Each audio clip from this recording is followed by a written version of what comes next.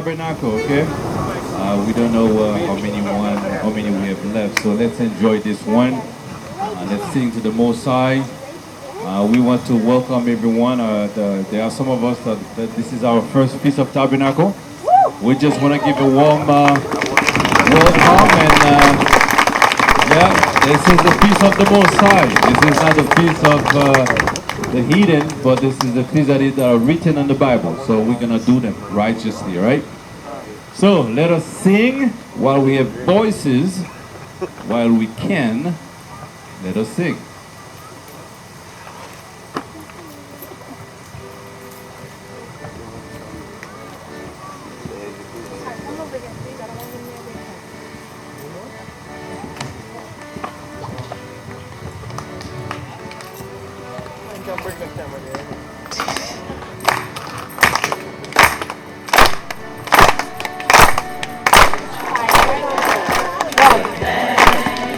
Praise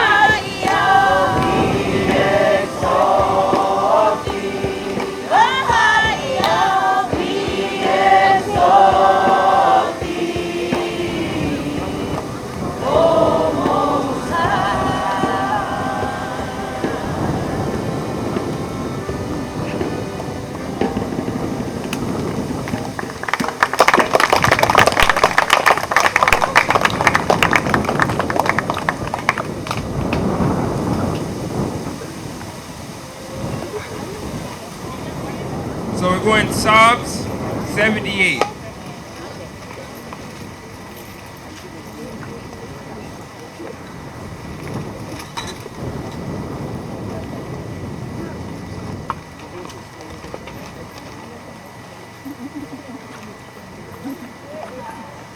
Book of Psalms, chapter 78, verse 1. Give ear, O my people, to my law. Incline your ears to the words of my mouth. I will open my mouth in a parable. I will utter dark sayings of old, which we have heard and known, and our fathers have told us. We will not hide them from their children, showing to the generation to come the praises of the Most High, and his strength, and his wonderful works that he had done. For he established a testimony in Jacob, and appointed a law in Israel, which he commanded our fathers, that they should make them known to their children, that the generation to come might know them, even the children which should be born, who should arise and declare them to their children, that they might set their hope in the Most High, and not forget the works of the Most High, but keep his commandments. Verse 8. And might not be as their fathers, a stubborn and rebellious generation, a generation that set not their heart aright, and whose spirit was not steadfast with the Most High. The children of Ephraim, being armed and carrying bows, turned back in the day of battle. They kept not the covenant of the Most High, and refused to walk in his law, and forgot his works, and his wonders that he had showed them. Marvelous things did he in the sight of their fathers, in the land of Egypt, in the field of Zoan. He divided the sea and caused them to pass through, and he made the waters to stand as an heap. In the daytime also he led them with a cloud, and all the night with a light of fire. He clave the rocks in the wilderness and gave them drink, as out of a great depths. He brought streams also out of the rock, and caused waters to run down like rivers. And they sinned yet more against him by provoking the Most High in the wilderness. And they tempted the Most High in their heart by asking meat for their lusts. Yea, they spake against the Most High. They said, can the Most High furnish a table in the wilderness? Behold, he smote that the waters, he smote the rock, that the waters gushed out, and the streams overflowed. Can he give bread also? Can he provide flesh for his people? Therefore, the Most High heard this, and was wroth. So a fire was kindled against Jacob, and anger also came up against Israel, because they believed not in the Most High, and trusted in his salvation. Though he commanded the clouds from above, and opened the doors of heaven, and had rained down manna upon them to eat, and had given them of the corn of heaven. Man did eat angels' food, for he sent them meat to the full. He caused an east wind to blow in the heaven. By his power he brought in the south wind. He rained flesh also upon them as dust, and feathered fowls like as the sand of the sea. And he let it fall in the midst of their camp, round about their habitation.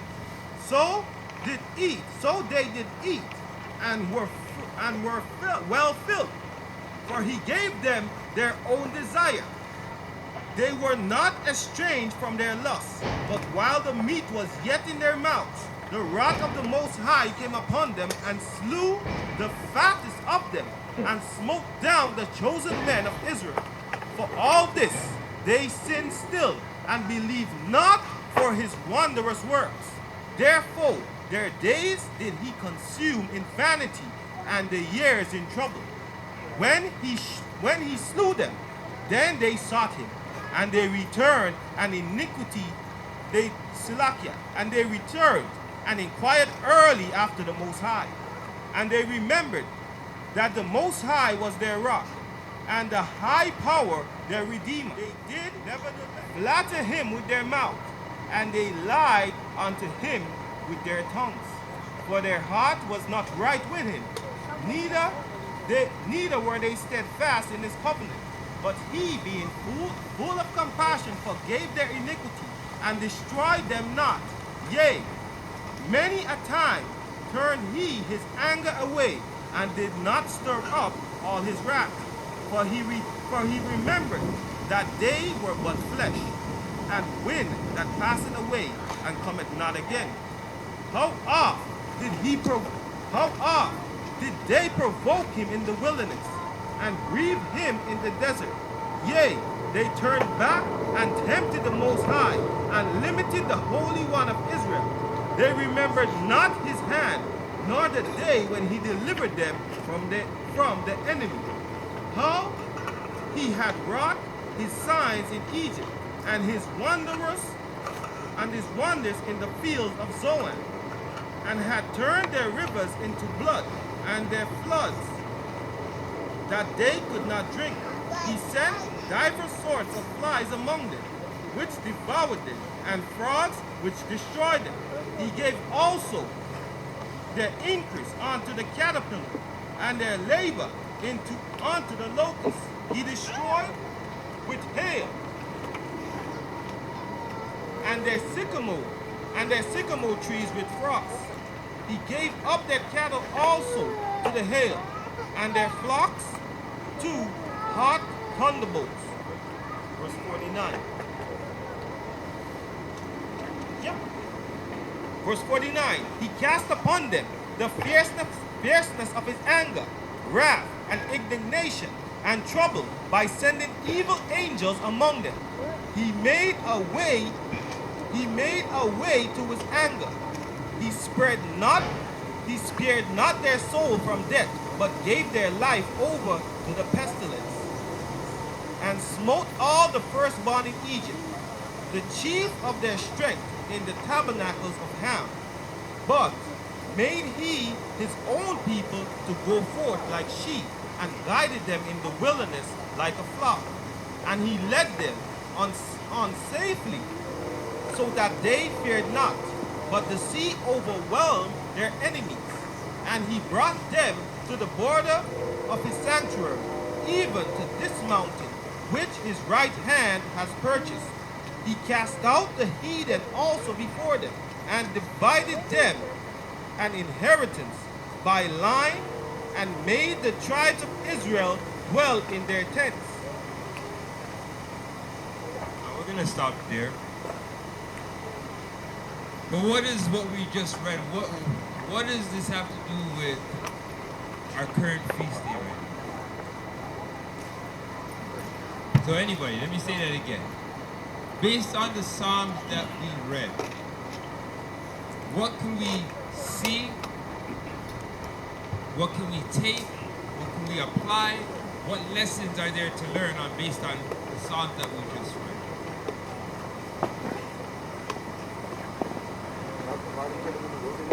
Right? So God provided for us in the wilderness. But how is our spirit? How is our forefathers' spirit with everything the Most High did for us in the wilderness? Huh? We complained. It wasn't good enough. Right? There's one verse where they said, well, yeah, the Most High can make it, make water gush from a rock.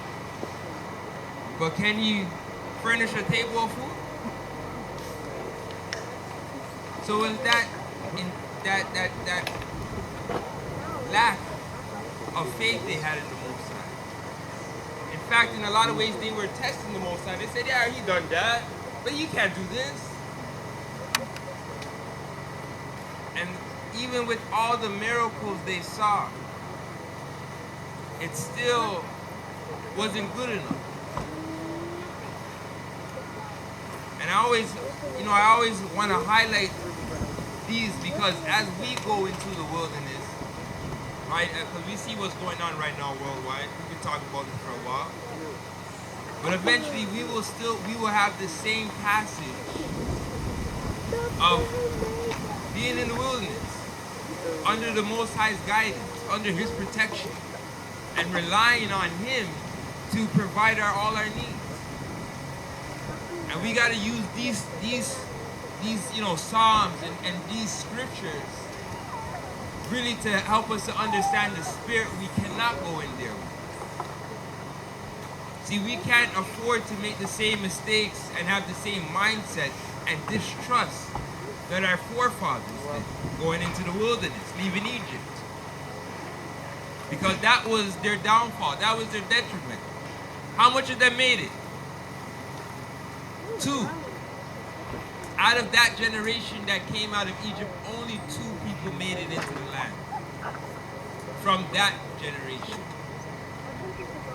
So it's very important, as I said, not only do we look at these these stories, and I don't even want to say stories, these events, and look at them and say, okay, you know what, I got to make sure that I am not that person that's going to be testing the Most High, that's going to be trying, that's going to lose faith in the Most High. Right? But on the flip side, what else does it do for us? What can we take from this? On the positive side.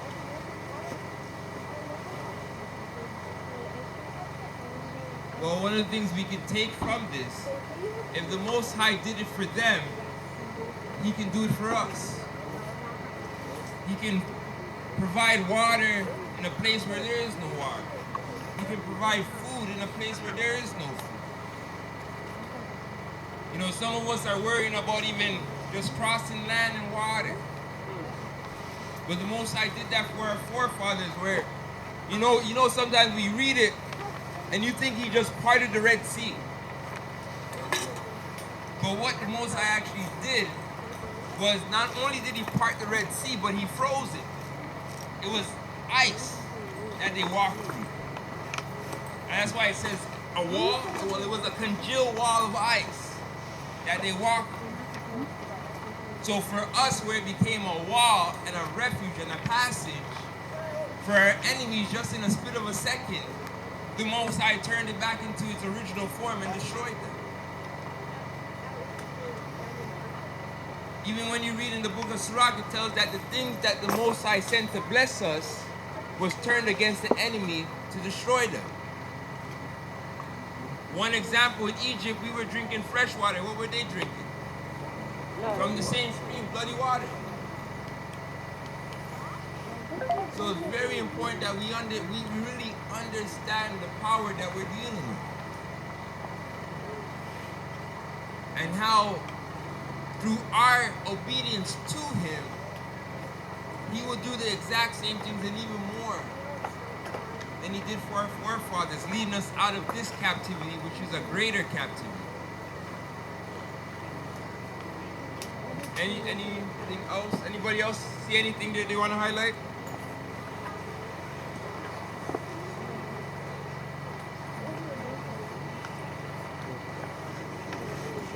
All right. I won't pressure you guys too much today. But what we're going to do, we're going to go through the main lesson. But we're also going to go through a few more Psalms to see what else the Most High did for us and what he prophesied, what he will do for us as we undergo our journey in the wilderness. And what I'm hoping that does for us is to give that reassurance, right? Because think about it. Right now we're saying, okay, this is going to happen, whether we like it or not. What are we worrying about? We're worrying about food in some cases, shelter, the winter, all these different things that we will face and be challenging at times. But what if I told you the children of Israel walked for 40 years and their clothes were still intact? Their shoes, the rubber on their sole of their feet was still good. I mean, maybe they had some sandals on, who knows? But nonetheless, even down to their garments was preserved. The Most High put a covering over them by day and night to protect them from every element. Protect them from the rain, from the sun. So we have to understand that yes, where we are weak, the Most High will make us strong. And it's just for us to align and just make sure we're under that hedge of protection. That we're sanctified and protected by the sacrifice of Christ. So let's go into the lesson.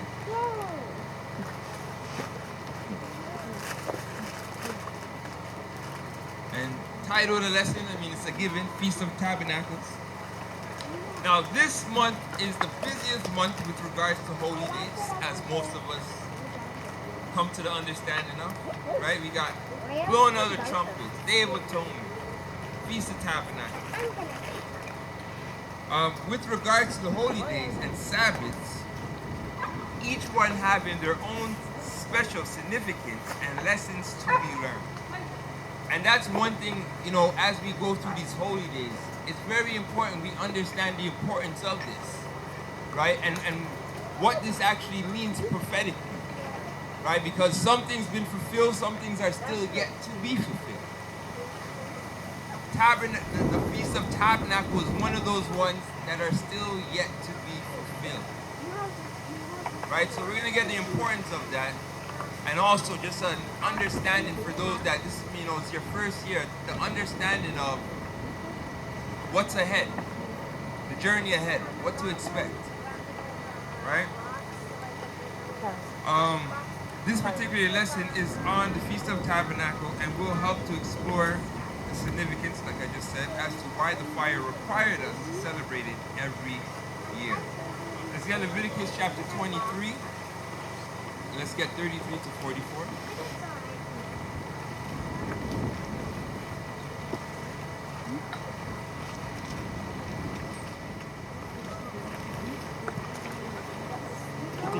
Leviticus chapter 23, verse 33. And the Most High spake unto Moses, saying, Speak unto the children of Israel, saying, In the 15th day of this 7th month shall be the feast of tabernacles, for 7 days unto the Most High. On the first day shall be an holy convocation. Ye shall do no servile work therein. 7 days ye shall offer an offering made by fire unto the Most High. On the 8th day shall be an holy convocation unto you. Ye shall offer an offering made by fire unto the Most High. It is an solemn assembly, and ye shall do no servile work therein. These are the feasts of the Most High, which ye shall proclaim to be holy convocations, to offer an offering made by fire unto the Most High, a burnt offering, and a meat offering, a sacrifice, and drink offerings, everything upon his day.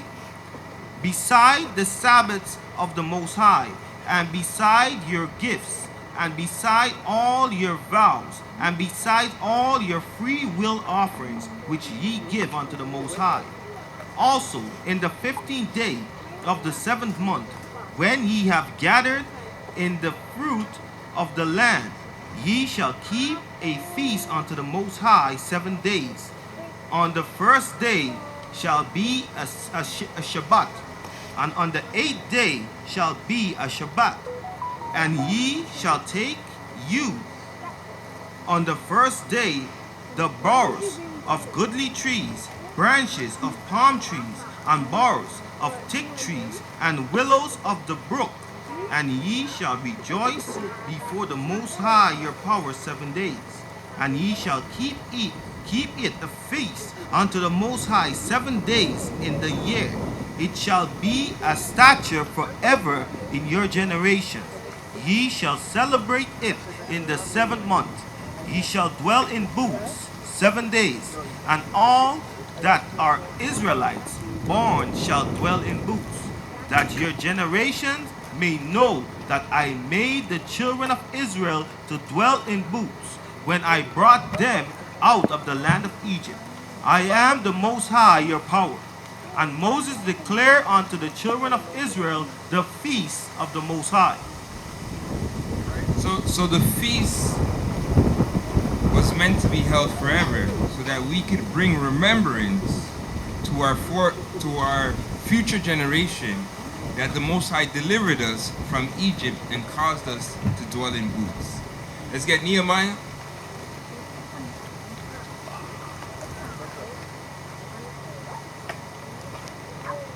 We're going to go 1 to 18.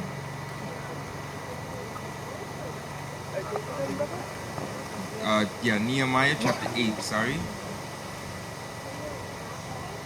And we're going to go 6 to 18. The book of Nehemiah chapter 8, verse 6. And Ezra blessed the Most High, the great power.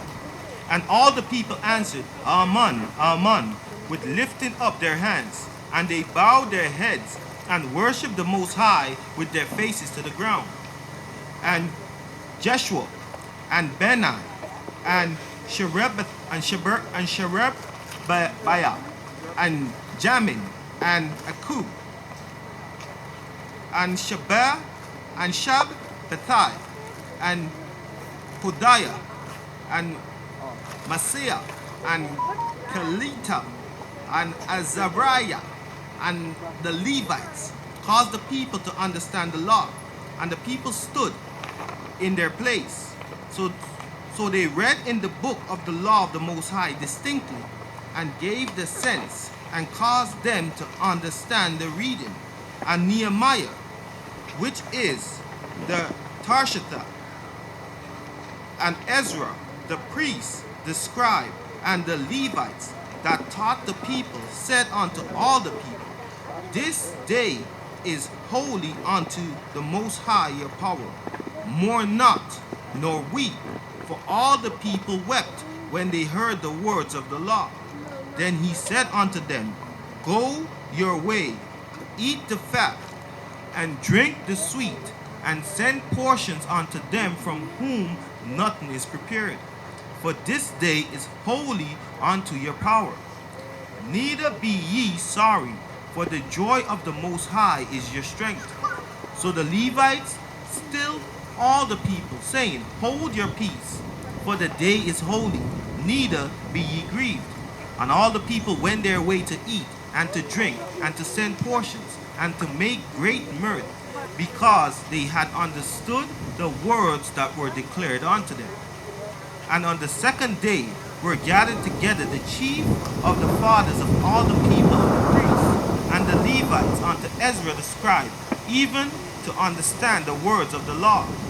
And they found written in the law which the Most High had commanded by Moses, that the children of Israel should dwell in booths in the feast of the 7th month, and that they should publish and proclaim in all their cities and in Jerusalem, saying, Go forth unto the mount, and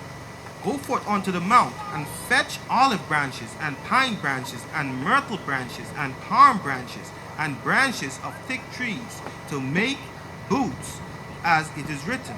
So the people went forth, and brought them, and made themselves booths, every one upon the roof of his house, and in their courts, and in the courts of the house of the Most High, and in the street of the water gate, and in the street of the gate of Ephraim. And all the congregation that was come again out of captivity made booths, and sat under the booths, and sat under the booths. For the son of Nun, and sat under the booths. For since the days of Jeshua, the son of Nun, unto the day that they had not, until the day and had not the children of Israel done so, and there was a great gladness.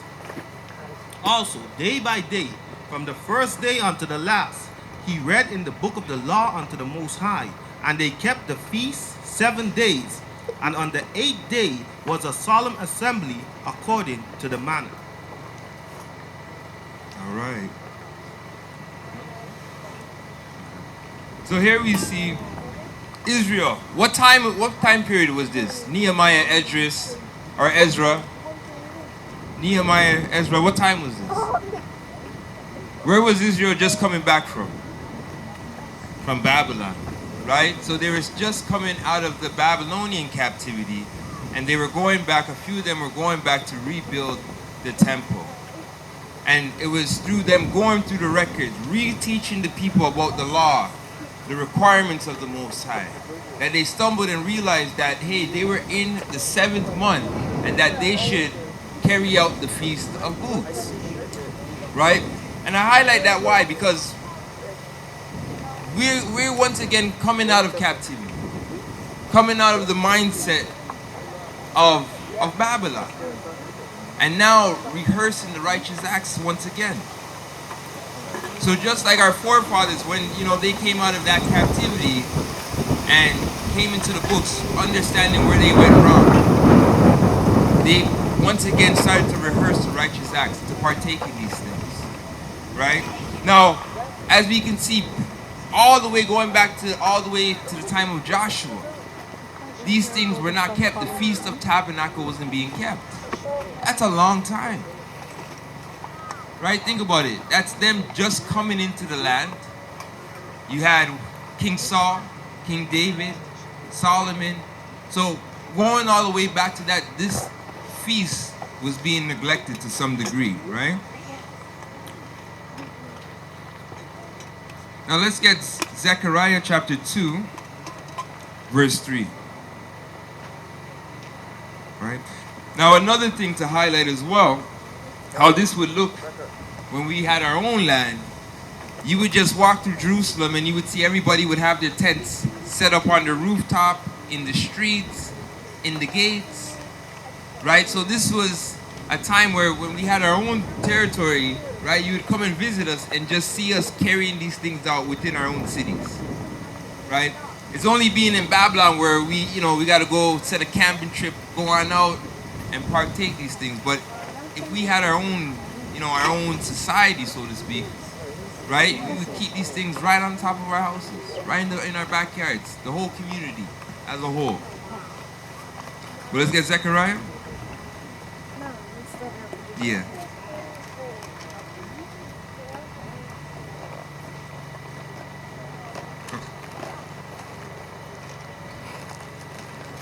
The book of Zechariah, chapter 2, verse 3.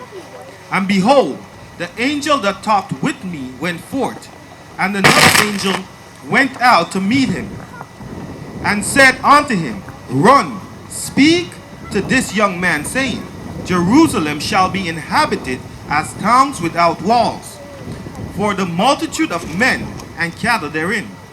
For I, saith the Most High, will be unto her a wall of fire round about, and will be the glory in the midst of her. Ho, ho, come forth, and flee from the land of the north, saith the Most High. For I have spread you abroad as the four winds of heaven, saith the Most High. Deliver thyself, O Zion, that dwellest with the daughter of Babylon. For thus saith the Most High of hosts, after the glory had he sent me unto the nations which spoiled you.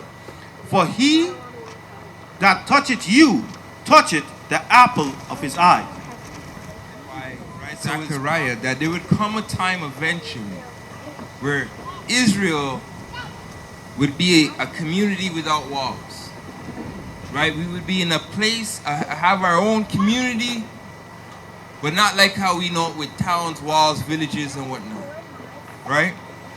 So we will be protected by fire round about us, and will be at rest with lots of cattle.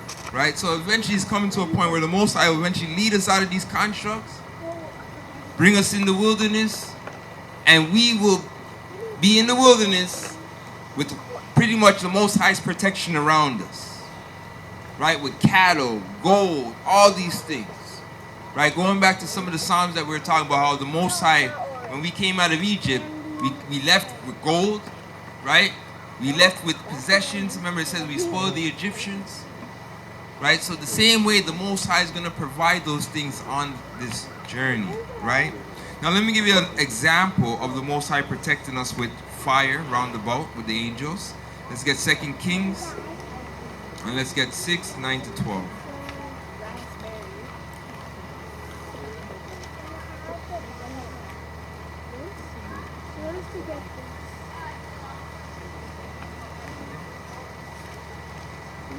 We're in the book 2 Kings, chapter 6, verse 9.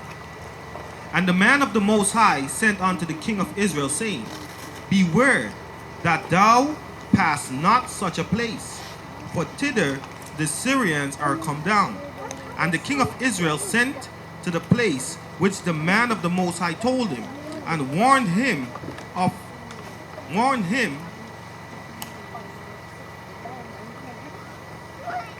right, Salakia. And the king of Israel sent to the place which the man of the Most High told him, and warned him of, and saved himself there, not once nor twice. Therefore the heart of the king of Syria was sore troubled for this thing. And he called his servants and said unto them, Will he not show me which of us is for the king of Israel? And one of his servants said, None, my lord, O king, but Elisha the prophet, that is in Israel, telleth the king of Israel the words that thou speakest in thy bedchamber. And he said, Go and spy where he is, that I may send and fetch him. And it was told him, saying, Behold, he is in Dothan. Therefore sent he thither horses and chariots and great hosts, and they came by night and compassed the city about. And when the servant of the man of the Most High was risen early and gone forth, behold, an host compassed the city, both with horses and chariots. And his servant said unto him, Alas, my master, how shall we do?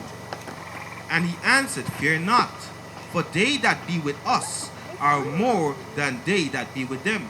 And Elisha prayed and said, Most High, I pray thee, open his eyes that he may see, and that the young man. And the Most High opened the eyes of the young man, and he saw, and behold, the mountain was full of horses and chariots of fire round about Elisha. And when they came down to him, Elisha prayed to the Most High and said, Smite this people, I pray thee, with blindness. And he smote them with blindness according to the word of Elisha. And Elisha said unto them, This is not the way, neither is this the city. Follow me, and I will bring you to the man who ye seek. But he led them to Samaria.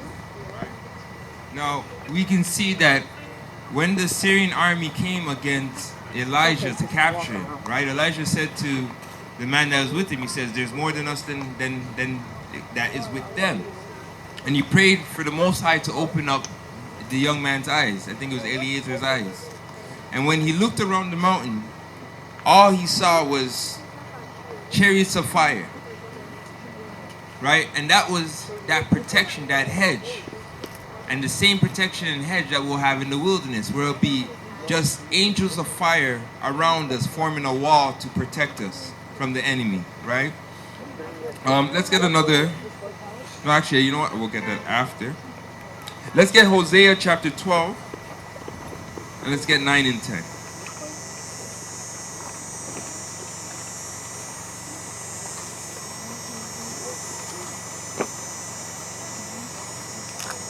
Book of Hosea chapter 12 verse 9. And I, that am the Most High thy power, from the land of Egypt, will yet make thee to dwell in tabernacles, as in the days of the solemn feasts. I have also spoken by the prophets, and I have multiplied visions and used similitude by the ministry of the prophets. Right? So Hosea prophesied that eventually the Most High would cause us one day to dwell in booths, as in time past in our solemn feast. So let's kind of paint the narrative of how things are going to play out to lead us to that point. Where once again, just like our forefathers coming out of Egypt, how they dwelled in booths, we will once again be in the wilderness dwelling in booths. Let's get Ezekiel chapter 20.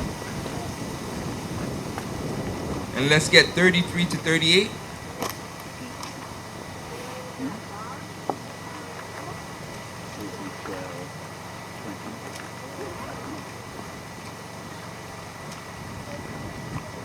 The book of Ezekiel, chapter 20, verse 33. As I live, said the Most High, Ahiah, surely with a mighty hand, and with a stretched out arm, and with fury poured out, will I rule over you. And I will bring you out from the people, and will gather you out of the countries wherein ye are scattered, with a mighty hand, and with a stretched out arm, and with fury poured out.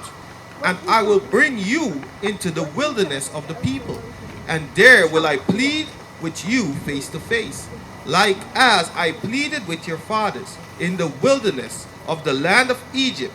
So will I plead with you, said the Most High, Ahiah. Right? Now how did the Most High plead with our forefathers? Anybody? Right? We know it was judgment. Right? And I'm just highlighting that because I know most of us, we know that. But for us that are new, the Most High is not going to be pleased, Israel. Right? The Most High is providing and turning events to eventually lead us into this wilderness, where we will once again be tried, and the Most High will pretty much is going to straighten us out, basically. Get us to conform, same way how he had to get Israel to withdraw from Egypt. He's going to make it where we have that time to withdraw from Babylon, and he's going to get us in order, plead with us, and put us back under the bonds of the covenant, which is the law. Put us back under the law, which we've already been in the law, but I mean the law without the grace portion of it. There's going to be a lot of judgment happening as we make it to that point. Same way as our forefathers went through it, right? The Bible tells us there's nothing new under the sun. What was done shall be done, right? Let's get more. Verse 37. And I will cause you to pass under the rod, and I will bring you into the bond of the covenant. And I will purge out from among you the rebels, and them that transgress against me. I will bring them forth out of the country where they sojourn, and they shall not enter into the land of Israel. And ye shall know that I am the Most High, Ahiah. As for you, O house of Israel, thus saith the Most High, Ahiah, go ye, serve ye every one his idols, and hereafter also, if ye will not hearken unto me, but pollute ye my holy name, no more with your gifts and with your idols. All right, well, we read, as I said, just to focus on the point there. Eventually, the Most High is going to lead us back into these places, right? Let's get Isaiah chapter 11, and let's get 11 to 16.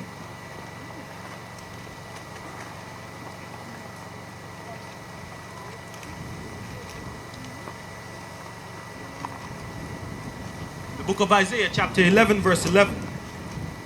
And it shall come to pass in that day that the Most High shall set his hand again the second time to recover the remnant of his people, which shall be left from Assyria, and from Egypt, and from Patros, and from Cush, and from Elam, and from Shinar, and from Hamath, and from the islands of the sea.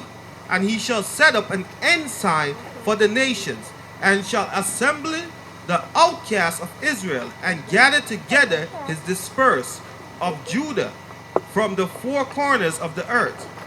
The envy also of Ephraim shall depart, and the adversaries of Judah shall be cut off. Ephraim shall not envy Judah, and Judah shall not vex Ephraim. But they shall fly upon the shoulders of the Philistines toward the west. They shall spoil them of the east together. They shall lay their hand upon Edom and Moab, and the children of Ammon shall obey them. And the Most High shall utterly destroy the tongue of Egypt, the tongue of the Egyptian sea, and with his mighty wind shall shake his hand over the river, and shall smite it in the seven streams, and make men go over dry shod. Verse 16. And there shall be an highway for the remnant of his people, which shall be left from Assyria, like it was to Israel in the day that he came up out of the land of Egypt. Right? So the Father's hand or arm is Christ. We were recovered the first time, being physically led out of Egypt, and we will once again, there shall be a highway through Egypt, through which we shall pass, and also through the Red Sea, where we will be in tents once again, right? So as I said, once again, we're going to repeat this journey like our forefathers did, right? So from the north, from the places of Babylon, the Most High will lead us into those safe borders, and then from those safe borders, we will go through that purging stage, and then from there, actually, I don't want to put the cart before the horse, but I'm saying from there, eventually we'll be led by Christ through the promised land, right? Back into the land, right? But let's get some more, and let's get Isaiah chapter 27, and let's get 12 to 13. The book of Isaiah chapter 27 verse 12.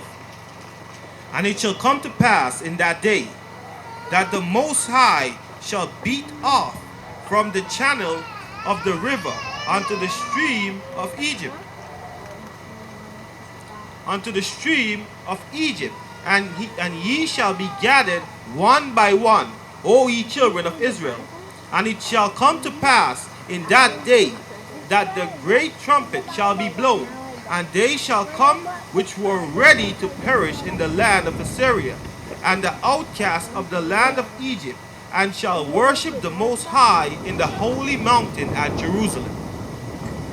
Right, so after almost dying and going through great tribulation, we will be called back to Jerusalem, but not before going through great trials ourselves to be proven worthy.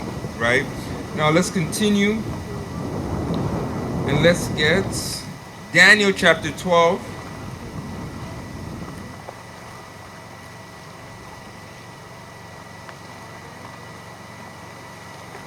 And I want to make sure it's Daniel 12. And let's try 7 to 12. Let me get there.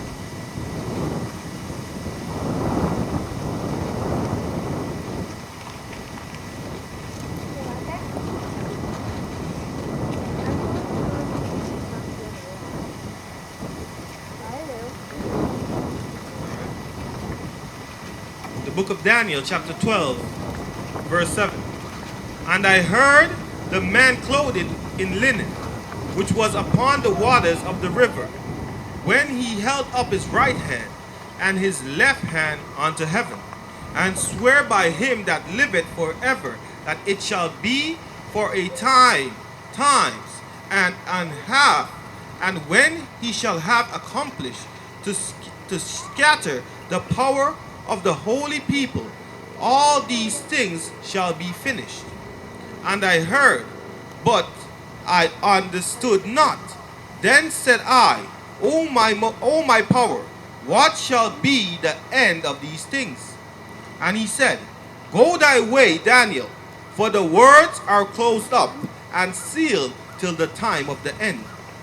Many shall be purified and made white and tried, but the wicked shall do wickedly. Right? So many shall be purified and should be tried. So this trial that we're about to go through is really to help to purify us. Right? And we talked about it a few weeks back where we went into Second Esdras and we read, I believe it was chapter 16, where it says they should be kicked out of their houses. Then the qualities that they had shall be tried as gold. Right? Now let me get that as well. It's in this one. In the annotated, but it's in the Oxford one. Second Esdras. Second Esdras 16.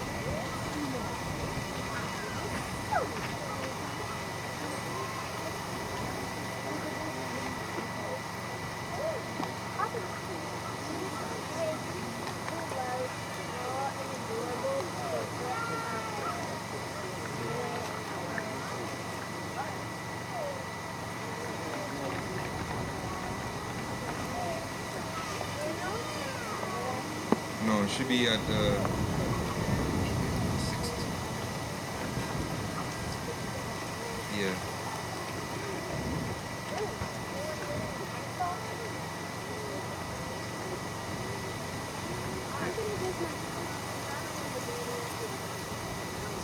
Second Esdras 16 in the annotated Apocrypha, verse 70.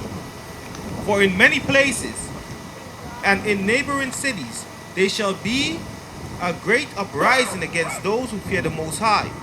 They shall be like maniacs, sparing no one, but plundering and destroying those who continue to fear the Most High.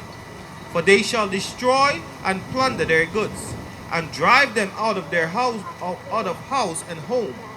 Then the test quality of my elect shall be manifest, like gold that is tested by fire. Right? So it's at that point where the tested qualities that we've been practicing, rehearsing, right? Keeping the spirit, fellowshipping, understanding how to operate, how Christ showed us to operate. It'll be all these qualities that will come out and shine at that point. So really and truly, everything that we're doing from week to week, keeping the Shabbat, keeping the feast days, it's really a rehearsal. So that when we reach to this point, trials, tribulation, and all those things happen, we'll have the understanding and we've done the training, so to speak, to be prepared for that day. to understand that, you know, the Most High takes care of all his creation. How much more us? Right? Because without these things, without the same things that help to set our faith, really and truly, we have no direction. We'll be with those that are out there looting, that don't understand what's going on, the time they are, and understand that there's the Most High cares for those who put their trust in him. So what the Most High is doing through these times, bringing us into the truth, waking up our eyes, getting us, teaching us his ways, is really he's preparing us for that time when eventually these qualities will be the very thing that carry us and make it and help us to make it into that wilderness. This is that time period that we're headed in, where we will really be tried and shine, and be tried to shine like that gold that we've spoken of. We're not there yet, right? And we're going to see more and more as things get harder what our foundation was really built on.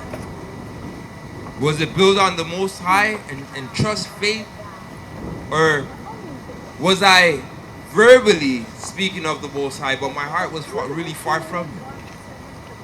And this is, what's really going to manifest it. Who's gold and who's fugazi? Right? Let's get Revelation chapter 3 and let's get 14 to 22.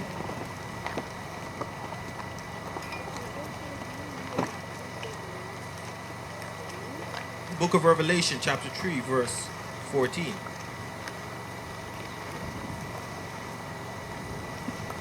Unto the angel of the church of Laodicea, of the Laodiceans, write these things, saith the Amen, the faithful and true witness, the beginning of the creation of the Most High. I know thy works, that thou art neither cold nor hot. I would that thou wert cold or hot. So then, because thou art lukewarm, and neither cold nor hot, I will spew thee out of my mouth.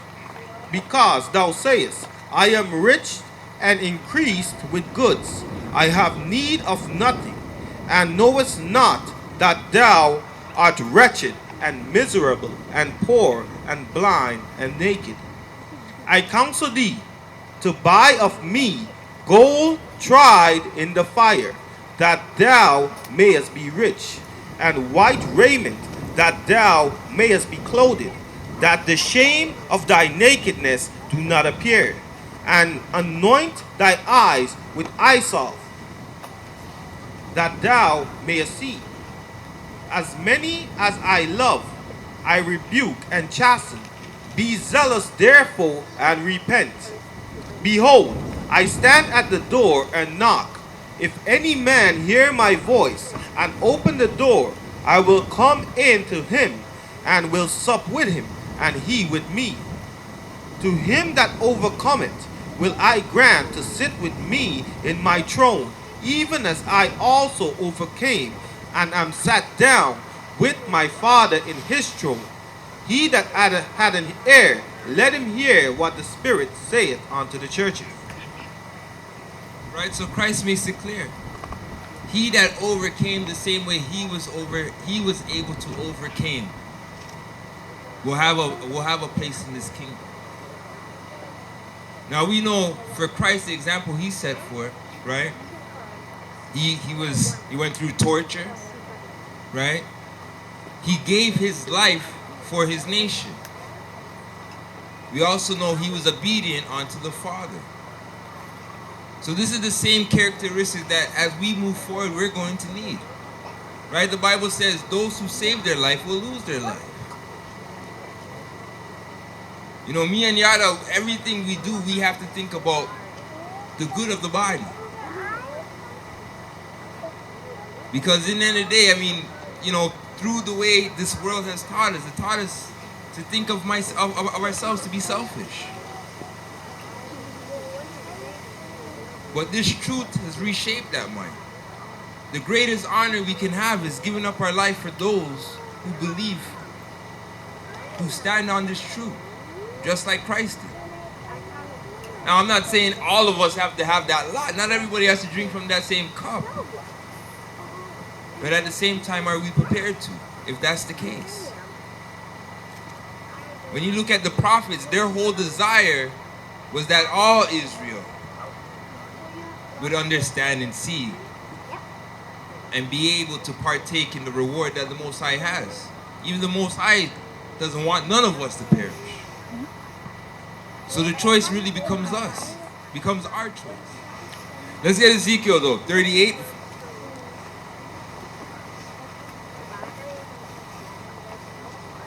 And we'll start from verse 8, going to 18.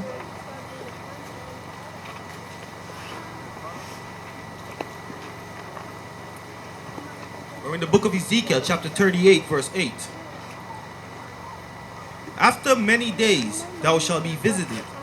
In the latter years thou shalt come into the land that is brought back from the sword, and is gathered out of many people against the mountains of Israel, which have been always waste. But it is brought forth out of the nations, and they shall dwell safely, all of them. Thou shalt ascend and come like a storm. Thou shalt be like a cloud to cover the land, thou and all thy bands, and many people with thee. Thus saith the Most High, Ahiah, it shall also come to pass that at the same time things come into my mind, and thou shalt think an evil thought, and thou shalt say, I will go up to the land of unwalled villages. I will go to them that are at rest, that dwell safely, all of them dwelling without walls, and having neither bars nor gates, to take a spoil, and to take a prey, to turn thy hand upon the desolate places that are now inhabited, and upon the people that are gathered out of the nations, which have gotten cattle and goods, that dwell in the midst of the land. We're going to 18. Verse 13.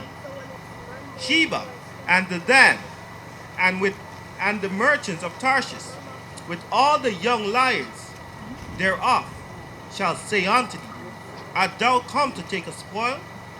Hast thou gathered thy company to take a prey, to carry away silver and gold, to take away cattle and goods, to take a great spoil? Therefore, son of man, prophesy, say unto Gog, thus saith the Most High, Ahiah, in that day when my people of Israel dwelleth safely, shalt thou not know it? And thou shalt come from thy place out of the north parts, thou and many people with thee, all of them riding upon horses, a great company and a mighty army. And thou shalt come up against my people Israel as a cloud to cover the land. It shall be in the latter days, and I will bring thee against my land, that the heathen may know me, when I shall be sanctified in thee, O Gog, before their eyes. Thus saith the Most High, Ahiah, art thou he of whom have I spoken in old time by my servants the prophet of Israel, which prophesy in those days many years, that would bring thee against them? And it shall come to pass at the same time, when Gog shall come against the land of Israel, saith the Most High, Ahiah, that my fury shall come up in my face. So after the sword has purged the land of Israel, verse 8, we will once again dwell there in unwalled villages. The other nations at that time will see our prosperity and attempt to rob us, even though they know the Most High gave us such prosperity. Christ will then come down with a wall of fire to destroy all them and leave them for bird food, and pretty much slaughter them all, right? So let's paint this. Let's put everything in order. So right now we see the Most High eventually creating a scenario that eventually is going to lead us out of these cities, communities, and whatnot, to eventually lead us into his safe borders.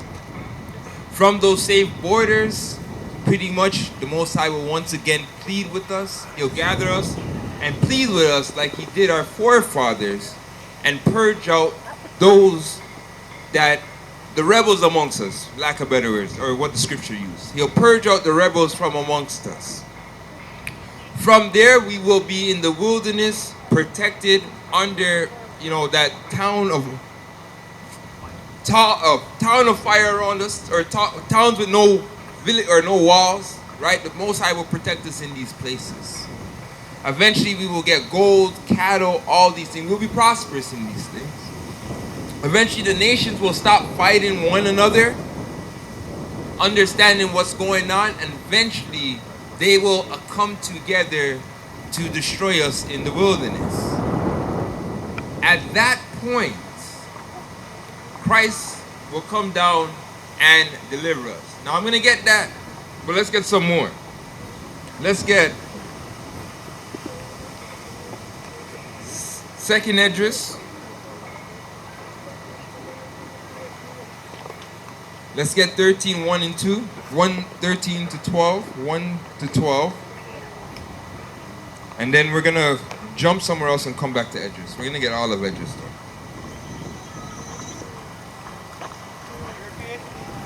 So 2nd Esdras, chapter 13.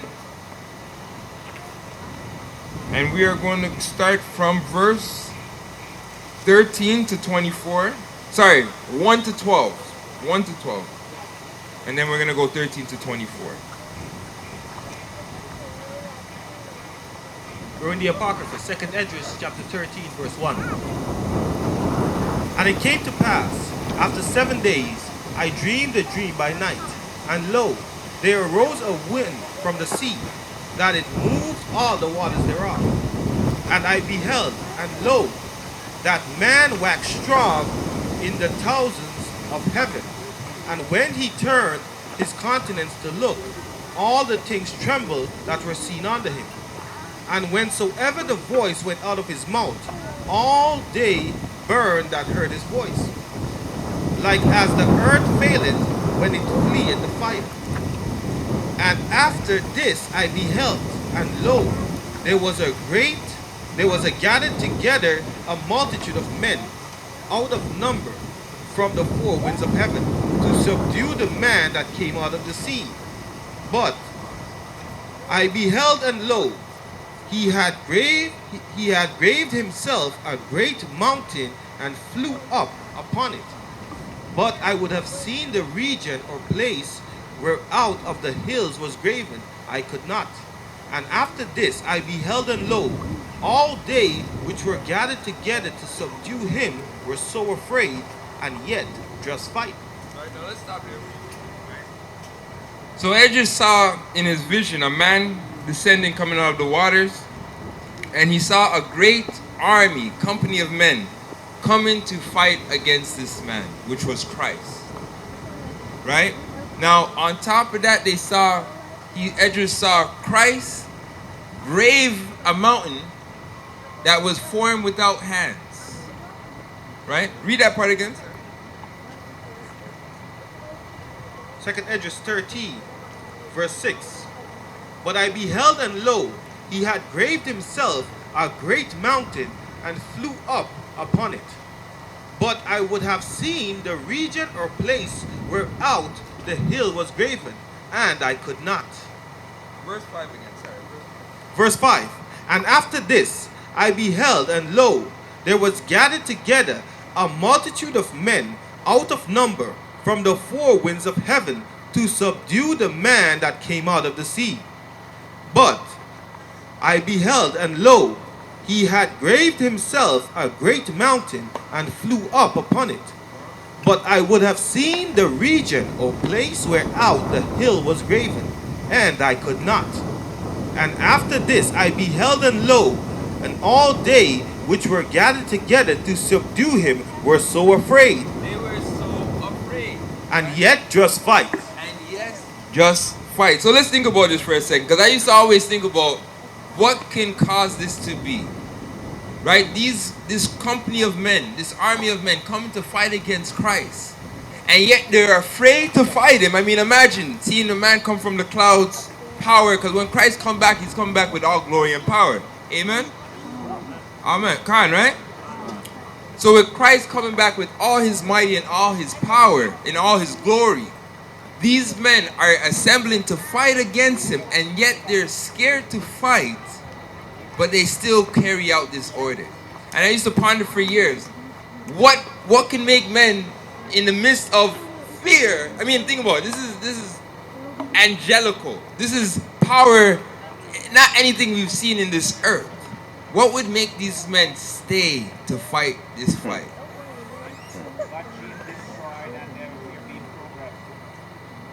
That's it, right?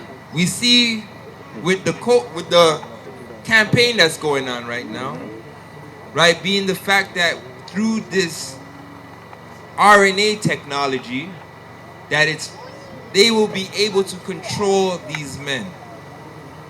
Right? The Bible also tells you there's coming a time where they want to die, but they can't. Death flee from them. Right? So we're heading in that time where Satan's building that army that will fulfill this prophecy. So they're going to be scared of Christ, but they have no control of their vessels, so they will carry out this order. And upon that, Christ will annihilate everything. Right? Continue. Yes, sir. Verse 9. And lo, as he saw the violence of the multitude that came, he neither lifted up his hand, nor held sword, nor any instrument of war. But only I saw that he sent out of his mouth, as it had been a blast of fire, out of his lips a flaming breath, out of his tongue he cast out sparks and tempests. And they that were all mixed together, the blast of fire, the flaming breath, and fell with violence upon the multitude which was prepared to fight, and burned them up every one, so that upon a sudden and an innumerable multitude nothing was to be perceived but only dust and smell of smoke. When I saw this, I was afraid. Afterwards, I saw the same man come down from the mountain, and call unto him another peaceable multitude. Right? So after this, he saw the man come down and gather another peaceable multitude, right? Now most of us, we know that is the 10 lost tribes of Israel, right? But I'm trying to make you guys understand this narrative. So we will be in the wilderness, protected, taken care of, provided for. Eventually the nations will stop fighting one another and come and assemble against us. At this very moment, as they come against us, Christ will break the atmosphere, right? That's what we read, the man coming out of the waters. And he carved that rock that was carved with uncarved hands. What was that rock? Anybody? What was that rock? Let's continue to read. Verse 13. And there came much people unto him, whereof some were glad, some were sorry, some of them were bound, and some brought of them that were offered. Right? And that's what we ask ourselves. Which one do we want to be out of this group? Do you want to be the ones bound? Well, if they're the ones that's bound, we're the ones that haven't met the requirements. Judgment's coming from them. Will it be those that are happy? Understanding we did everything in our power to meet the will of the Most High. Go on.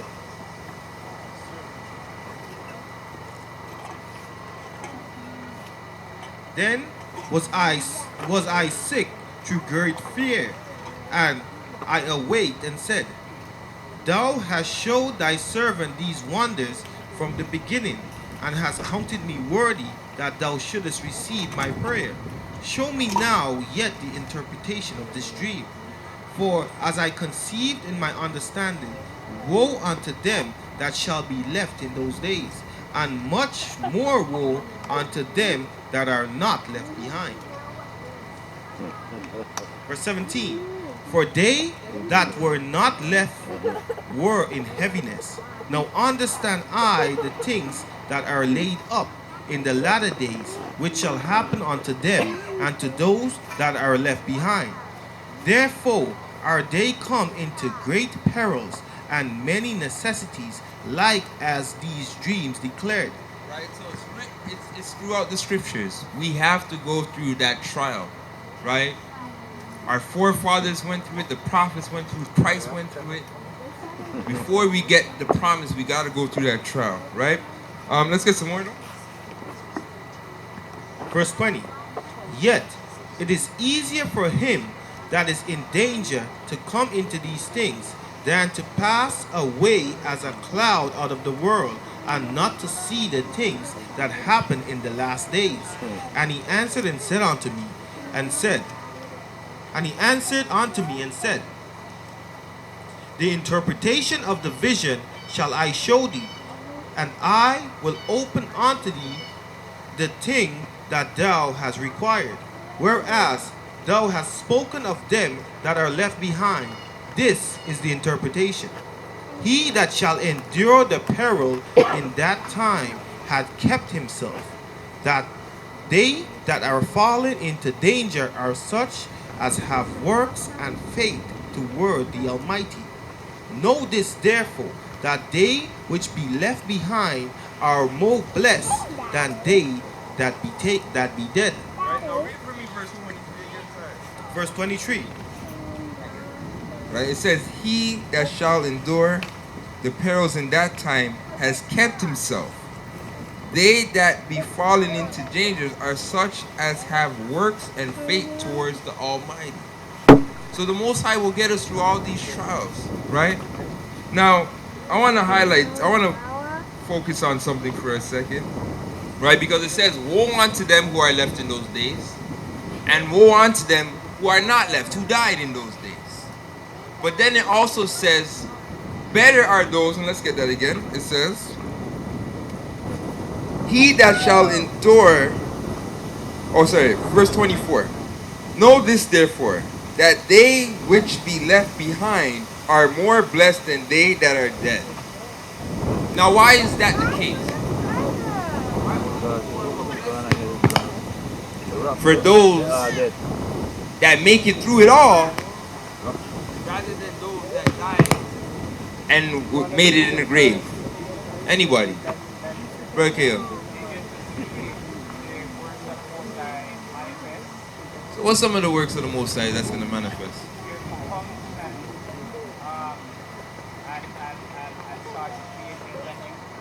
All right. We're gonna give a fuller understanding on why those people will be more blessed to see them. Go on. All the other people, the prophets and stuff, they never get the chance to see this, so they know about it. Well, it was prophesied, but remember they come at the end with the last trump. You see what I'm saying? But for us, let's get it through the scriptures rather than me tell you. Now it says they're more blessed. Let's start off and let's go second brew. If not, I have one. I have an online version. Okay, let's get second brew.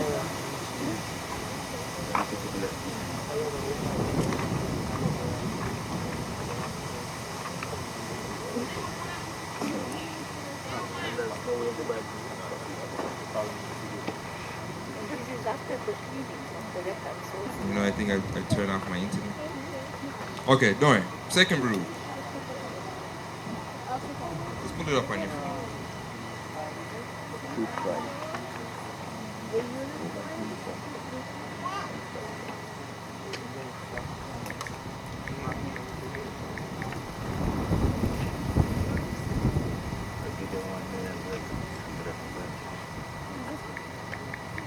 You have it?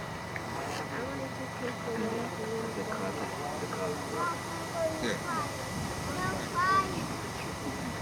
So let's go second brew, and we're gonna go down to 29. Let's get 1 to 8.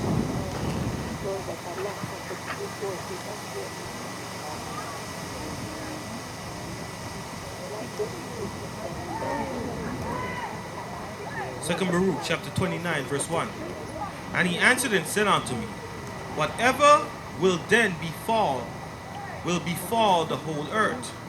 Therefore, all who live will experience them.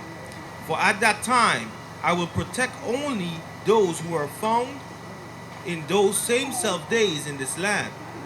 And it shall come to pass, when all is accomplished, that was to come to pass in those parts, that the Messiah shall then begin to be revealed. And Behemoth shall be revealed from his place, and Leviathan shall ascend from the sea, those two great monsters which I created on the 5th day of creation, and shall have kept until that time, and shall have kept until that time, and then shall they be for food for all that are left. The earth also shall yield its fruits 10,000-fold. On each vine shall there be 1,000 branches, and each branch shall produce 1,000 clusters, and each cluster produce 1,000 grapes, and each grape produce a core of wine. And those who have hungered shall rejoice. Moreover, also they shall behold marvels every day, for winds shall go forth from before me to bring them bring every morning the fragrance of aromatic fruits. And at the close of the day, clouds shall distill the dew of health, and it shall come to pass at the self same time that the treasury of manna shall again descend from on high, and they will eat of it in those years, because these are they who have come to the consummation of time. Right? So why will they be blessed? Well, they're going to see the earth produce like it never produced for them. Right?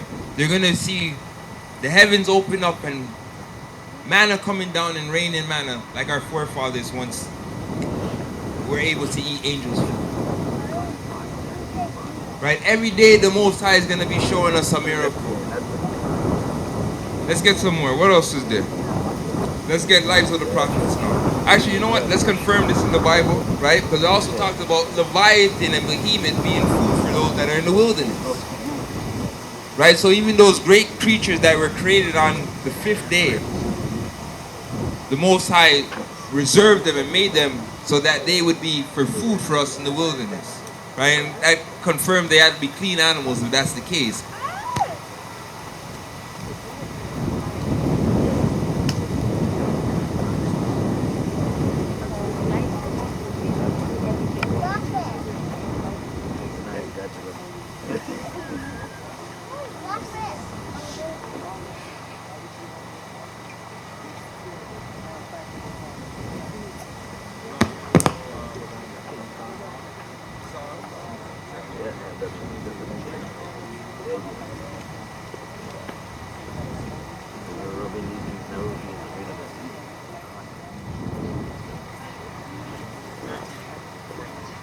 The book of Psalms chapter 74 verse 13.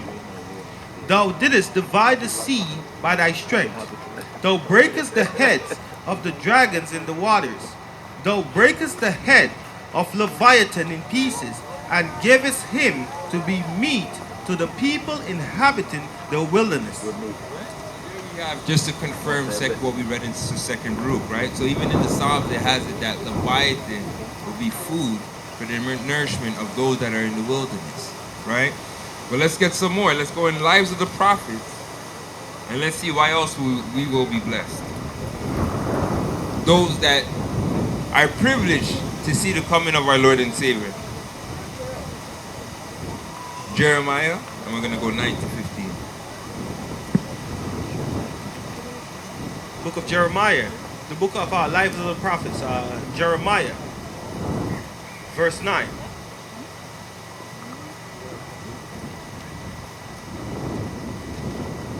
Wherefore, even to this day, they revere a virgin giving birth, and placing the infant in a manger, they worship. And when Ptolemy the king inquired about the cause, they said, it is an ancestral mystery delivered to our fathers by the holy prophet, and we are to await, he says, the consummation of his mystery. This prophet, before the capture of the temple, seized the ark of the law and the things in it, and he made them to be swallowed up in a rock. Now, during the Day of Atonement, we talked about in Hebrews, when we read Paul was given a description of the Holy of the Holies, and he's like, these things, I can only mention them, but I can't give the precise of them, right? Because during the time of Paul, right, these things were gone. Jeremiah hid this before the temple was destroyed by Nebuchadnezzar and his army. Jeremiah took all the artifacts of the Most High, the Ark of the Covenant, the garments of Aaron, right? Some of the most sacred vessels, and he hid them in the earth, right? So you hear of, Orthodox Christian or Ethiopian, right? Orthodox Ethiopians, right? That's a term, something like that, right? You hear talk about, oh, we have the ark in Ethiopia. Foolishness, right? The Most High hid it and left it reserved for us at the final end, right? Go on.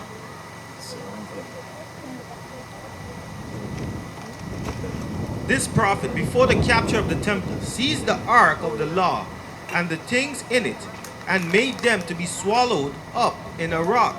And to those standing by he said, the Most High has gone away from Zion into heaven, and will come again in power. And this will be for you a sign of his coming, when all the Gentiles worship a piece of wood. When what? When all the Gentiles worship a piece of wood. When all the Gentiles worship a piece of wood. What's that wood? So we're here. We're in that time period. Go on. And he said, this ark no one is going to bring it out except Aaron, and none of the priests or prophets will any longer open the tablets in it except Moses, the Most High's chosen one. And in the resurrection, the ark will be the first to be resurrected, and will come out of the rock and be placed on Mount Sinai, and all the saints will be gathered to it. Right? So here, the ark will be placed on Mount Sinai with all the saints assembled to it. So I want to highlight some areas now. Mount Sinai, the saints will be there. We know the ark will be there. We know Christ will be there, right? Because all of this ties in with Second Esdras, right? We're going to go back to Second Esdras. Go on. And all the saints will be gathered to it there as they await the Lord, and flee from the enemy who wishes to destroy them. In the rock with his finger he set as a seal the name of the Most High, and the impression was like the carving made with iron. And a cloud covered the name, and no one knows that the place, nor is able to read the name to this day and to the consummation. And the rock is in the wilderness, where the ark was at first, between the two mountains on which Moses and Aaron lie. And at night there is a cloud like fire, just like the ancient one. For the glory of the Most High will never cease from his law. And the Most High bestowed his favor upon Jeremiah, that he might himself perform the completion of his mystery, so that he might become a partner of Moses, and they are together to this day. So we know that eventually at the end, as I said, the ark will be revealed back to us, right? But it says that none shall take it but Aaron, Moses, the elect of the Most High. Who takes all those? Who's this speaking about? What do you mean? Like, for instance, read that part again.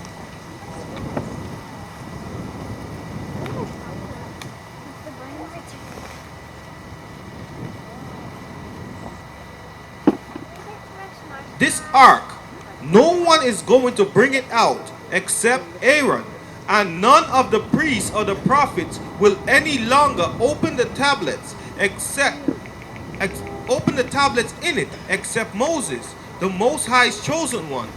And in the resurrection, the ark will be first to be resurrected and will come out of the rock. All right. So it says, nobody shall open this ark except Moses and the elect of the Most High. Who takes that position? It's Christ's position now. Right? Even Moses says, one shall come unto you as myself, and unto him shall you hearken. Right? So Christ, when he came, he took that place of Moses. Right? So, and he took the place of Aaron, being the high priest. Right? So both those titles will belong to Christ, and Christ will pretty much deal with the ark part of things. But from there, we will go out. Once Christ comes, assembles us, arks revealed and whatnot, we will go out from there and pretty much bring the whole world into order. Right? So it's from there where Christ, we read Joel, the armies being assembled, going out.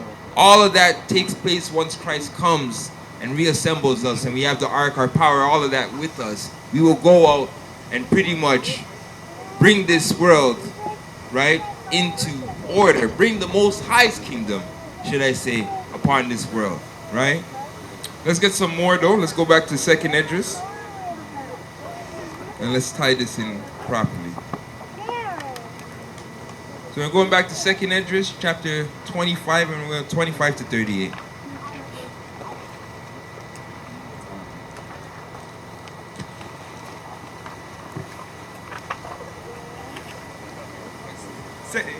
Second Esdras chapter 13, verse 25.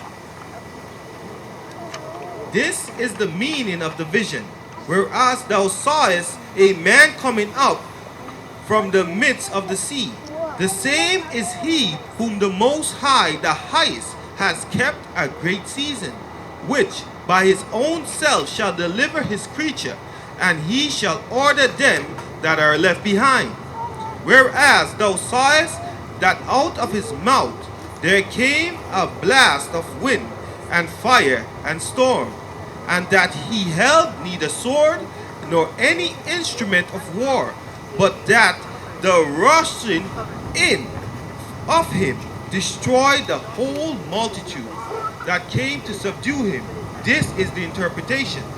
Behold, the days come when the Most High will begin to deliver them that are upon the earth, and he shall come to the astonishment of them that dwell on the earth. And one shall undertake to fight against another, one city against another, one place against another, one people against another, one realm against another. And the time shall be when these things shall come to pass, and the signs shall happen, which I showed thee before. And then shall my son be declared, whom thou sawest as a man ascending. And when all the people hear his voice, every man in their own land leave the battle, and they have one against another, and an innumerable multitude shall be gathered together, as thou sawest, willing to come to overcome him by fighting. Right, so everything that we touched on and whatnot, 2nd Esdras is really just bringing it full circle, right? Go on. Sir. Verse 37. Salakia. Verse 35. But he shall stand upon the top. Verse 34. And an innumerable multitude shall be gathered together, as thou sawest them, willing to come to overcome him by fighting. But he shall stand upon the top of the Mount Zion, And Zion shall come, and shall be showed to all men, being prepared and built, like as thou sawest the hill graven without hands. And this my son shall rebuke the wicked invention of those nations, which for their wicked life are fallen into the tempest, and shall lay before them their evil thoughts, and the torment wherewith they shall begin to be tormented, which are like unto a flame, and he shall destroy them without which is like unto fire. Whereas thou sawest that he gathered another peaceable multitude unto himself. Those are the 10 tribes which were carried away prisoner out of their land, out of their own land, in the time of Hosea the king, whom Salmanasseh, king of Assyria, led them captive, and he carried them over the waters, so they came into another land. But they took this counsel among themselves, that they would leave the multitude of the heathen and go forth into a further country where never mankind dwelt.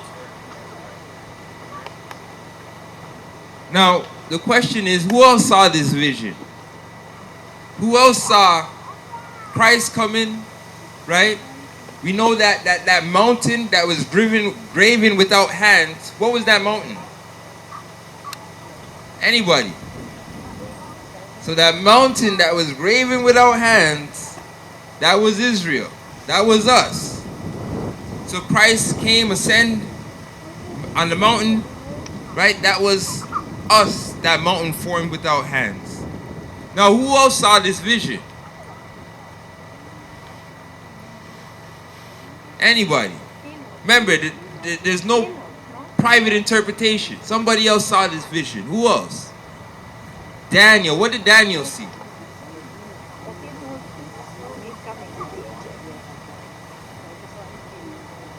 The statue, right? So Daniel in his vision, let's go there actually. Let's go Daniel chapter 2.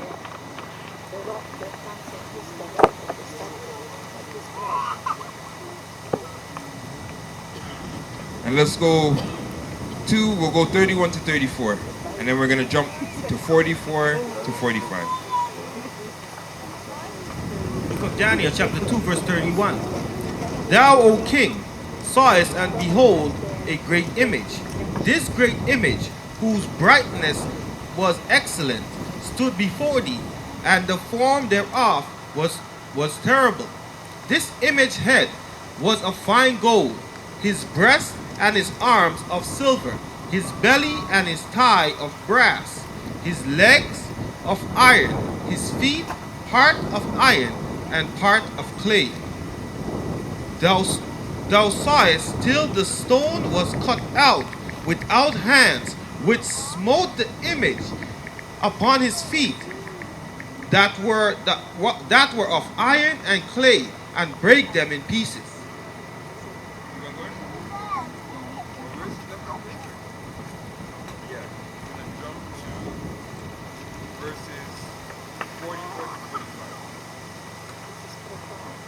Verses 44, Daniel chapter 2. And in the days of these kings shall the Most High of heaven set up a kingdom which shall never be destroyed. And the kingdom shall not be left to other people, but it shall break in pieces and consume all these kingdoms, and it shall stand forever. For as much as thou sawest that the stone was cut out of the mountain without hands, and take it, break in pieces the iron, the brass, the clay, the silver, and the gold. The great power had made known to the king what shall come to pass hereafter, and the dream is certain, and the interpretation thereof is sure. Right? So he saw the same stone. Now what was the stone again, guys? Israel break what? The clay, the iron, right? All of the kingdom then. So when Christ comes, ascends, deals with the army against us, As I said, the law will go out from Mount Zion and take over the rest of the world. Let's get another scripture to back this. Let's get Jeremiah 50:51.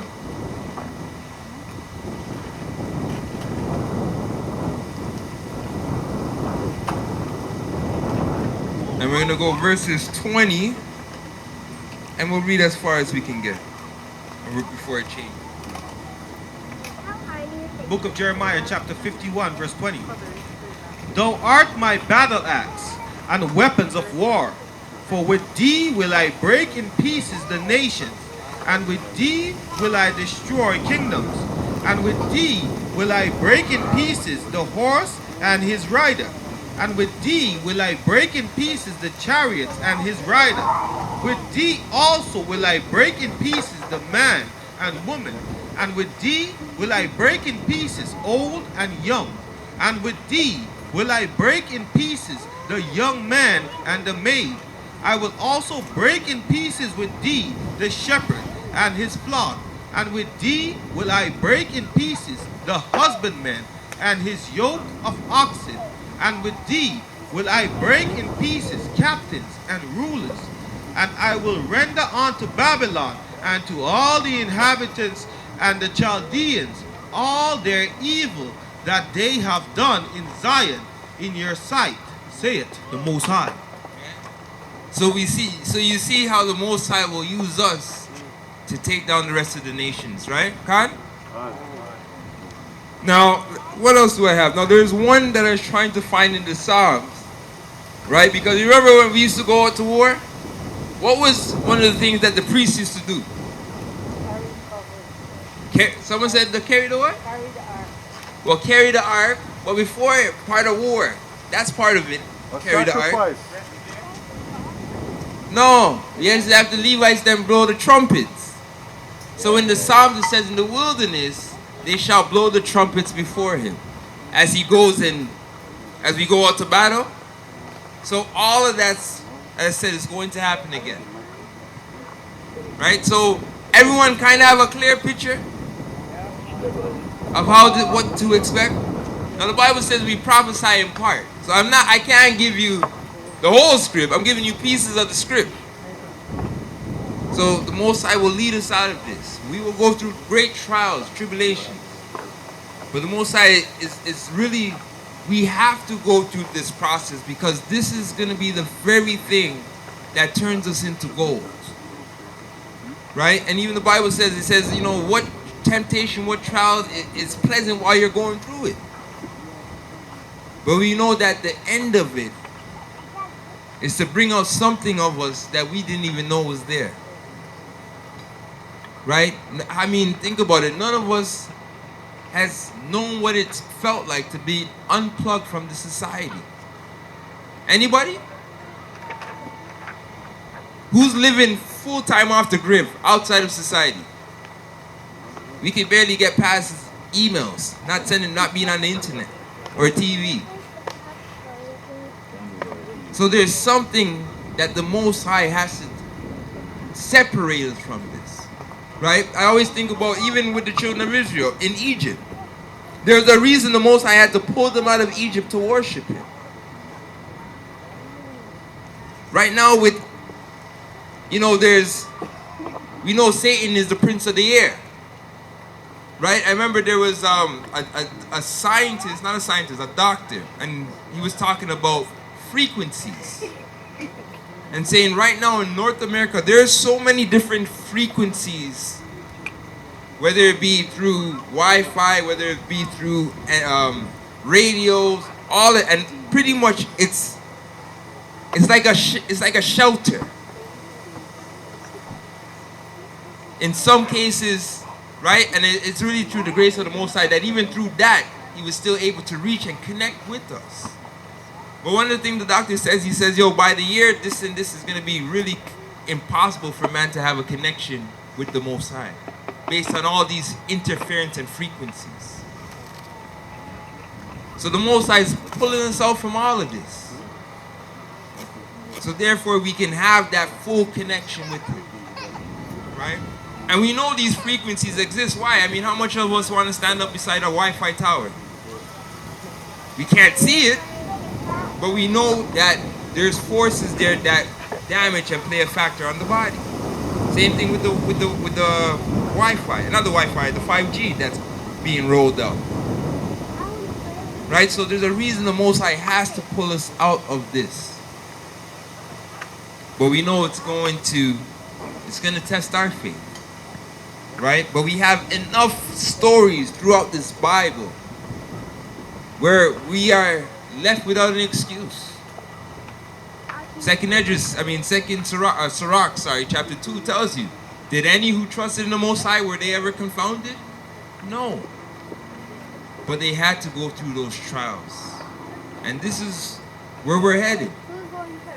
So for us, it's getting ourselves mentally ready as well as physically ready. Right?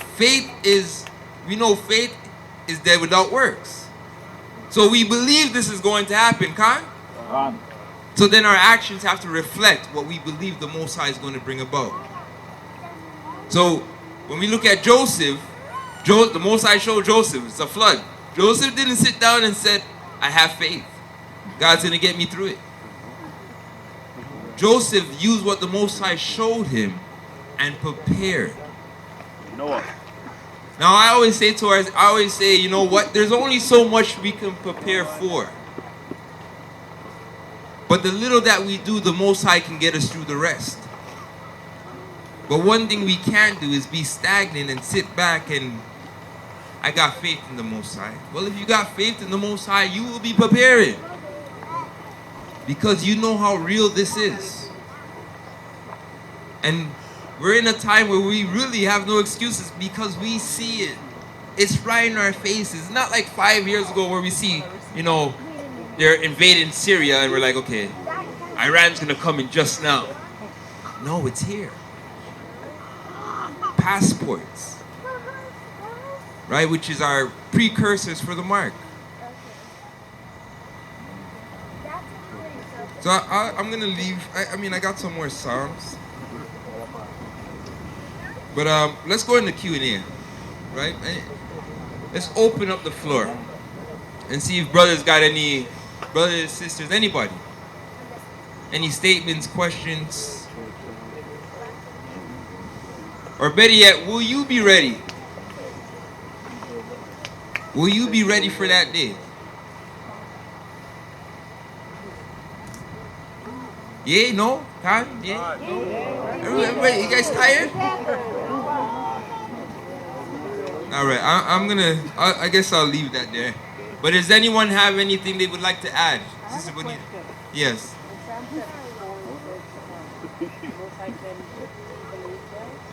Yes. Say that again? No, he has them. Right? He has angels that are just set up for chastisement to beat people. Right? So we want to make sure we don't get those angels. We fall on the right side of those angels, or of the Most High. Right? But the Most High has, his instruments to bring forth his wrath. Right? We're going to even see creation turn on those that are against us. Right? And if you see it in the news, while everybody was in during COVID, who started to come out and play? The animals. You're reading about coyote attacks happening and whatnot, right? You're seeing an influx of those things within the cities now and whatnot, right? Even in Ezekiel, Most High says, I prepared a feast, and it's calling all the animals to come eat the blood of kings. So eventually, even creation will be fighting. Even Romans tells us that creation is waiting for the manifestation of the children of Israel. So they will get in line and even help us. Right? So when we read of stories of, Ezekiel's running from Jezebel and Ahab and running in the wilderness, and who's feeding him? Who fed him? Well, we know it's Christ, but who fed him? Ravens. Creation was working to preserve the righteous. And it's the same thing that will happen again, guys. So I really just share that with us to understand that, yes, I'll be lying to say if it's not going to be a trying and rocky road. But I'm not lying when I say that if we do our part, the Most High will do His part and get us through it. So I'm praying that we're all blessed to see the manna coming down from heaven, to see Christ break the atmosphere, to see, the Ark of the Covenant coming out of the rock and being given back to us, to see when we will start to take down the nations and bring this earth. I would love to see that. In the end of the day, I'm just praying. All I can do is pray that I'm such lucky, that I'm, lucky to be part of that. But I also tell you that there'll be some of us that will give our lives so that you can be part of that group. And that's the cup that some of us may have to drink. And I was telling I was talking, Brother Evans was talking earlier on, and I said, hey, you know what? If we did everything, instilled everything that needs to be instilled for you guys to make it, then we did our job. Right? Because even the Bible says there'll come a time where the Most High will send His preachers to teach the things that need to be taught. And we're in that time. So I'm just telling everyone, get suited up, get booed up, stay prayed up, stay in the spirit, increase in it, because these are the things that I said that are going to keep us. Everybody that you see here, like mine, this is who will be taking that journey with us, right? It'll be us going through those trials together. So with that being in mind, it's important that we spend these times getting to know one another, building those connections, building, I was saying Tabernacle is the great, brothers who, we've been doing this for years and years. This was the thing that helped to really build strong brotherhood amongst brothers. Right? Because sometimes in the Shabbat we see it, oh, shalom, brother, we'll talk. But here is where, you get to see the uncomely side of where we're coming from, what we've been through. Where you really get to know one another. So let us take these few days, whether it be you're here to the weekend or you're here throughout the week, take this time to build. Get used to it. Because, hey, what? I'll tell you this. By the way things are looking, even some of our families ain't coming with us. And it's not because we don't want them with them. It's because, in some cases, they're making their choices right before. They're choosing what side they want to be on. So we got to understand that the Most High is forming a new family. And we are privileged and lucky to even be part of this. Why? Because all praise to the Most High. Because the Most High did something that even if we were in a position to do, we wouldn't have done. The Most High didn't take everybody who had high positions in the church and say, yeah, come serve me. The Most High took, and the Bible says the Most High has used the foolish things of the earth to confound the wise.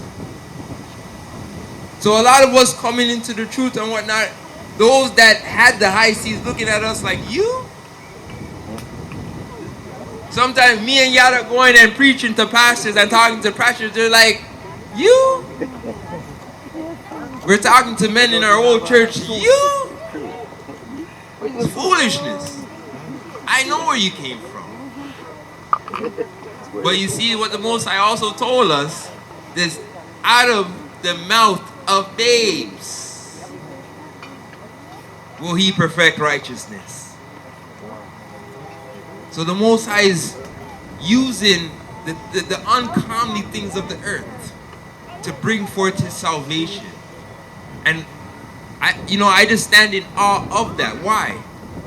Because it's really shows that all glory goes back to the Most High. I wouldn't be here if it wasn't for the Most High. And I think many of us would say the same thing. Right? If any of us knew that one day we'd be calling on a high and doing everything like this, we'd be like, no. We could have went another 20 years in the churches. So it's a great privilege and honor, and how much in debt we are, because there's thousands, if not more, that have not waken up yet. Right? So I'm going to leave that there.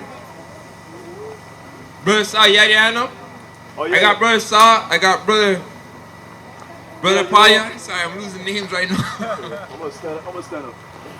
Yeah, you know one thing too? Like with Tabernacle, it's actually a good thing though how we all getting together, get to know each other. I noticed that the church is growing like every single year, eh? So like there's a lot of people I'm still getting to know. Kyle. And I've been here since 2015. So I mean, so all I gotta say is this though. Yeah, I've been here since 2015. So actually, you know what? And there's a majority of the people here that I'm still getting to know. And there's a lot of new faces.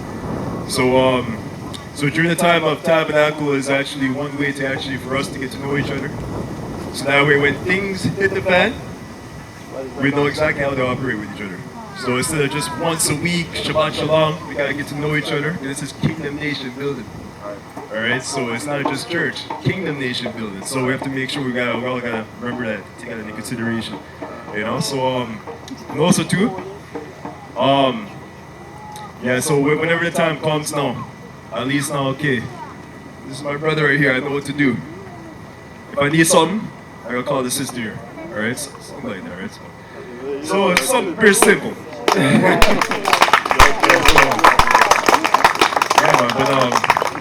but Yasharala? Wam Yasharala. He's about to do a song right there. Brother Paya.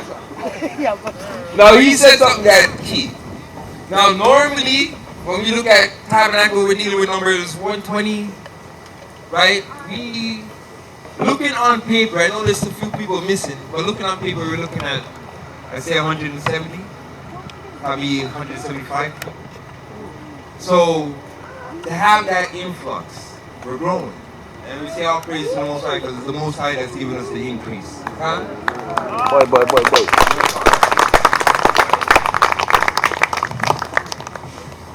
Beautiful lesson, family. I just want to share one precept, Isaiah 66, verse 17.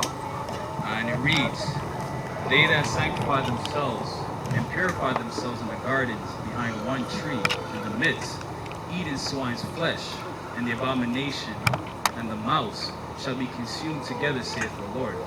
I just want to share this precept, understanding that, we're here for Tabernacles, enjoying the feast, but at the same time we have to rehearse for what's to come. And Proverbs 2:21 tells us that the righteous shall get into the land, but the perfect shall remain. So we can't be surprised that if we see things like this, right? Because we're not going to get that glorious body. It's not going to, we're not going to be truly saved until Christ cracks that sky. So while we're in the wilderness waiting for him to come, trials will still be happening, right? So this is just to, keep remembrance what our forefathers forgot, right? Which goes into the first scripture Deacon brought forward, Psalm 78, verse 11. I'm sorry for verse 10. They kept not the covenant of Ahiah and refused to walk in his law, and forgave his work and his wonders that he had showed them. Marvelous things did he in the sight of their fathers in the land of Egypt, in the field of Zoan. So even our fathers, when they left Egypt, forgot the splitting of the Red Sea, forgot all the wondrous works, but they still sinned. So we have to understand, family, that this is going to be a joyous time, but we have to understand that if our fathers fell, seeing those marvelous works, how much more us when we haven't even been afflicted unto blood as of yet. So just to bring that out, it's definitely going to be joyous for us in this time, but we have to rehearse what's to come and not forget what our fathers forgot. Shalom.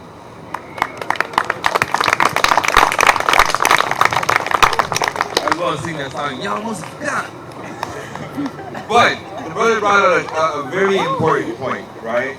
That this time, even though it's fun and games and whatnot, we have to take it serious, right? Now, he just read a scripture where even through all that, being delivered right into the wilderness, seeing the Most High, start to purge us out. You got brothers, I'm going to say brothers, right, that go behind and they're eating swine's flesh in the wilderness, only to be judged and destroyed there. So with everything that's going to happen on that, you're going to have people that's going to forget and do things contrary to the law in the wilderness. And I highlight that. Why? Because as we're here, remember, this is a righteous rehearsal for what we're going to be doing out there. It's very important that we operate in righteousness, that we keep the spirit within the camp. Right? Because you can see that those brothers clearly went outside the camp and definitely weren't operating in the spirit, and judgment fell upon them. So, keeping that spirit, making sure that, anything that is contrary to the Most High, we deal with it here rather than out there. Khan? All right. We got any closeout songs?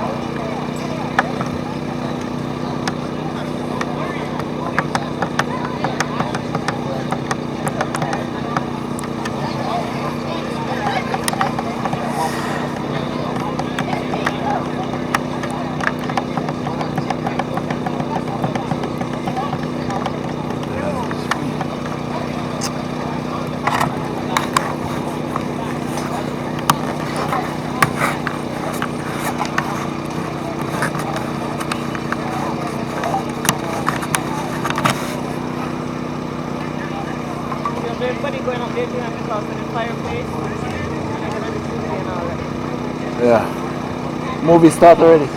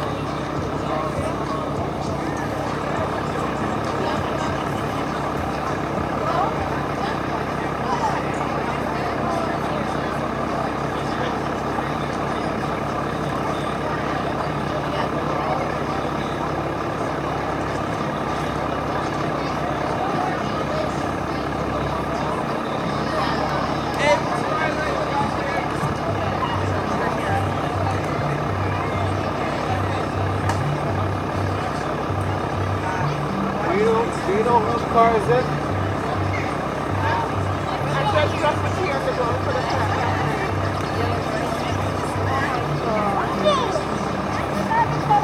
Oh, Brother Junior, they want to know if you could turn the lights off on the car. I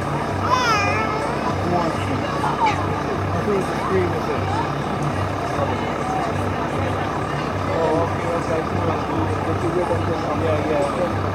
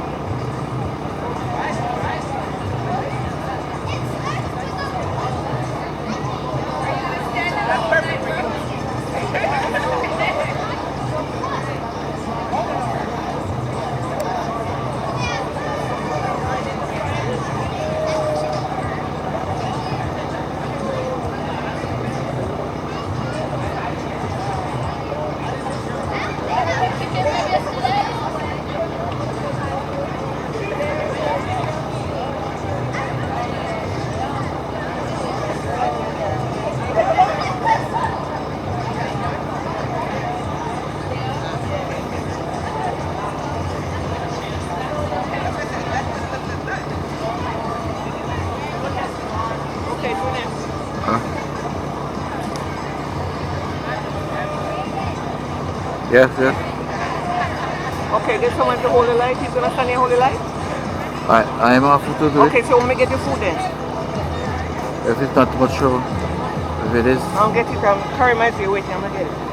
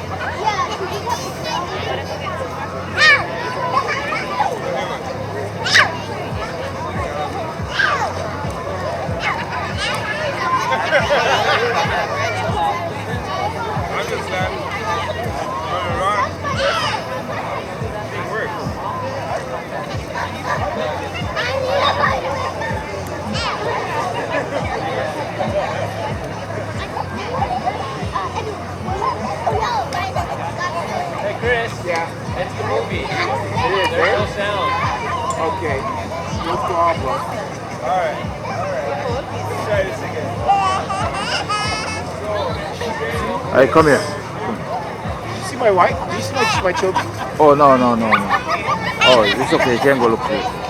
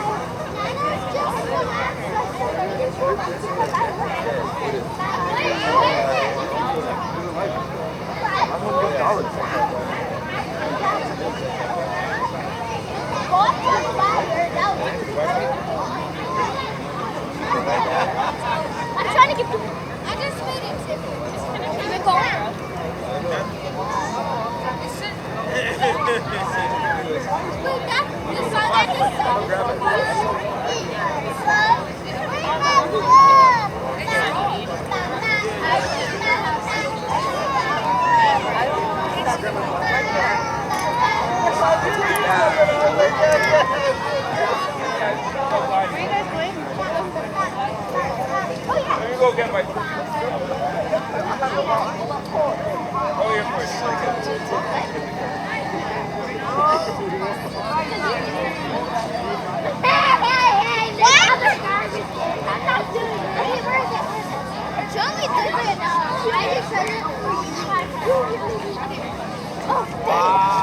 My stuff. You're not my sister. Where's the but I need a phone. Hey! Okay, let's look for food.